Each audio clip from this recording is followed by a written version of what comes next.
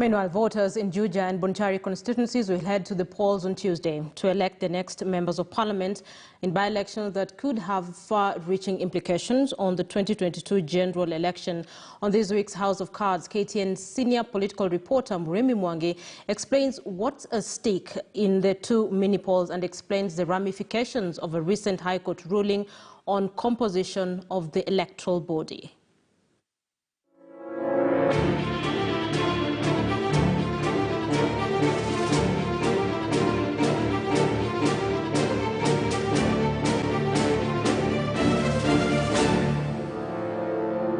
Asante. Ruling from the High Court shocker blocking the Building Bridges initiative. President Uhuru Kenyatta and former Prime Minister Raila Odinga now brace for another showdown on Tuesday. In Bonchari, Jubilee and ODM troops face off for the parliamentary seat in a contest that also features Deputy President William Ruto's United Democratic Alliance, with Kenyatta separately facing off with another Ruto associate, Gatondo South legislator Moses Kuria and his People's Empowerment Party PEP for the Juja parliamentary seat. If Moses Kuria, for instance, his candidate was to win in Juja by-election, it will mean that he's the person in touch with the crown. It does not matter whether it's Jubilee or not. It will actually mean that the crown might be shifted. Flying the Orange Party's flag in Bonchari is former Energy and Petroleum Regulatory Authority boss Pavel Oimeke, while Jubilee's candidate is Zebedeo Opore, with UDA fronting Teresa Bitutu, widow to immediate former MP, the late John Oyoka. In Juja, Jubilee settled on Susan Njeri, the widow of immediate former legislator Francis Waititu, while PEP is fronting George Kiomburi. Previously, Jubilee has been vacating contests in perceived ODM strongholds in support of the Odinga candidates. To rid our country of this nonsense. Kisii is the home turf of Interior Cabinet Secretary Dr. Fred Matiang'i, a factor that has been dominating campaign rhetoric, including recent claims of harassment of UDA and ODM supporters by police. Question is, what does free and fair elections mean?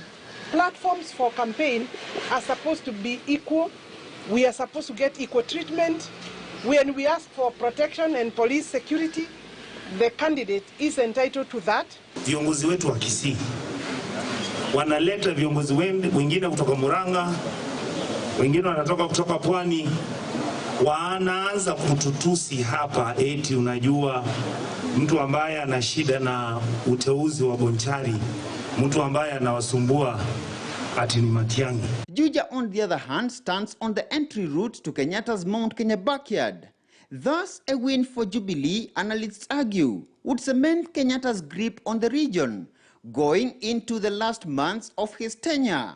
A win for the Kuria-led PEP party, observers however argue, could cement rebellion against the political establishment in the region, particularly reeling from Jubilee's recent loss in the by-elections for the Murangas Gaturi and Naivasha Lakeview ward member of County Assembly, the former having been clinched by the PEP party.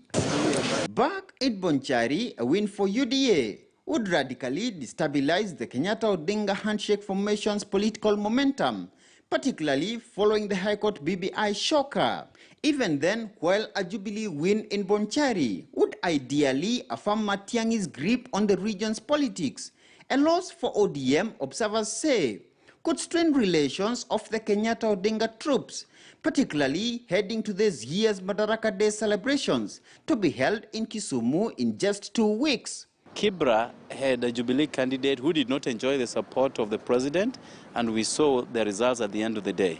So it could be a test on the handshake to a little degree, but whatever happens, we are very sure of a win as ODM in Bonchari, and that will fortify our relationship with President Uhuru Kenyatta. If ODM were to lose and Jubilee were to win that particular seat, it will be a demonstration that Matiang'i, who is the de facto Jubilee top leader, in Kisii region, could have come of age. The by-elections happening only days after the High Court punched holes on the legal composition of the Independent Electoral and Boundaries Commission IEBC that has 3 commissioners only currently, with the IEBC and Attorney General Kihara Kariuki at the appellate court to challenge the decision and to partly salvage the credibility of the 2 mini polls and others recently handled by the 3-man commission. Murumi Mwangi, KTN News.